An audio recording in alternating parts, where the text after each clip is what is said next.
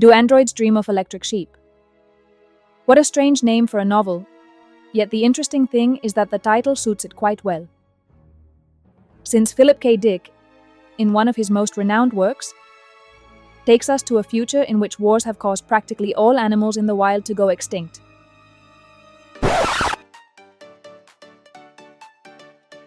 In this tragic and polluted world, a great alternative is to emigrate to the Mars colonies, where the main incentive is that upon arrival, you will be given a completely free android to help you with your daily tasks and, primarily, to keep you company in the loneliness of the Red Planet. Those who choose to stay must face living surrounded by polluting dust, which severely affects intelligence and the ability to reproduce.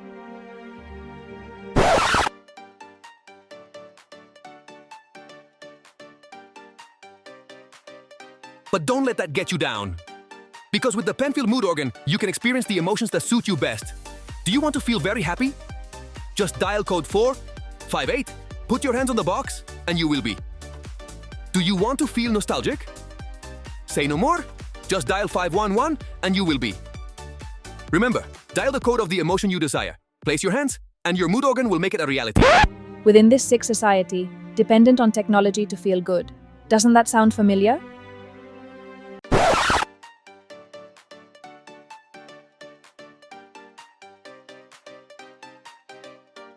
Wait, young lady, there is nothing that brings more happiness and is more morally approved than having a real animal in your care. Don't buy those electric animals that give no social status. You need an authentic and original goat or maybe a cat. But if you are willing to reach the highest level, perhaps you would be interested in an ostrich. With a minimum down payment and affordable monthly installments, you can take it home today. Stop doing that.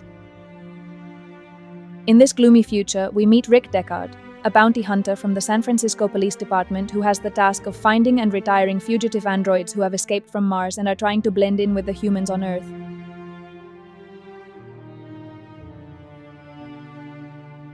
And you might ask yourself, why must the police capture androids?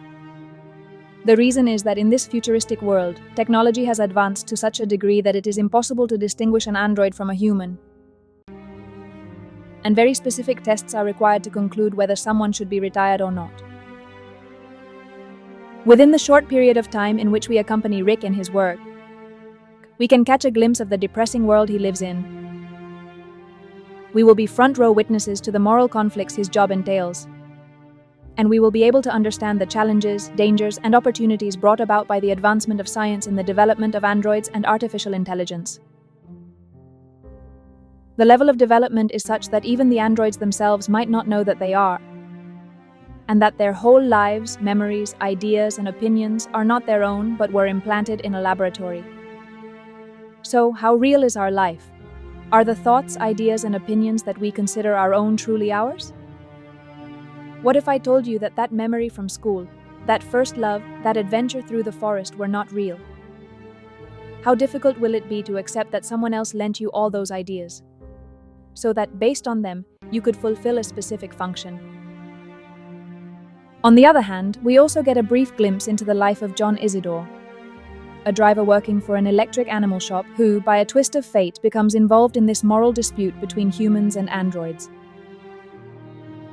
Mr. Isidore, being a special, provides us with a vision of his world as seen from the lowest rung of the social structure, and forces us to question the treatment we give to people we consider inferior, but upon whom we depend for our comfort. In the background of the story, we can glimpse that the media is monopolized by the state, and that Buster Friendly is the only alternative for information and entertainment. Like other great works of the 20th century, this novel is highly influenced by the Cold War, the emergence of charismatic and authoritarian leaders, strong state control, the aftermath of the nuclear age, and more importantly, the advancement of information technologies to the detriment of personal analytical capacity. This novel can be divided into two narratives separated by the great announcement of Buster Friendly. The first is the detective novel in which we accompany Deckard in his pursuit of fugitive androids, which inspired the 1982 film Blade Runner and its 2017 sequel, both highly recommended. And the second narrative is a theological and moral analysis of the environment in which humans live, where the very deity worshipped is questioned and singled out to the point of seeking to ridicule it.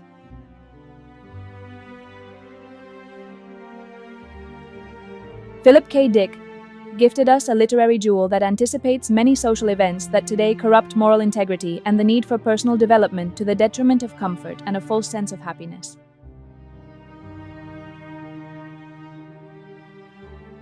Do androids dream of electric sheep? It is a question that initially might seem absurd, but the more you reflect on it, the more vitally important it is to anticipate the answer. Because in our dystopian present, we stop dreaming and cede creative control to the machine. Therefore, if it is true that they dream of electric sheep, it is important that we do not stop dreaming of real sheep, and that we become the riders of this new warhorse so as not to be crushed beneath its hooves.